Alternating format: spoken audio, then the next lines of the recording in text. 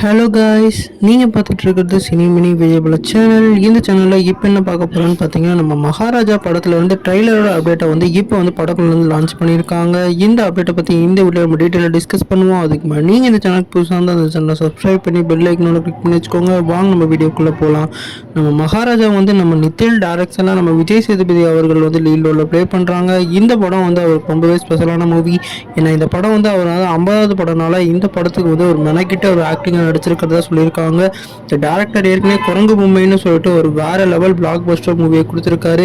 இப்போ இந்த படத்துல இருந்து என்ன அப்படின்னு கேட்டிங்கன்னா, இந்த படத்தோட ட்ரெய்லர் வந்து நாளைக்கு வந்து 5 மணிக்கு வந்து ரிலீஸ் ஆக போகிறதா இவங்க வந்து ஒரு நியூ போஸ்டர் மூலமாக அறிவிச்சிருக்காங்க.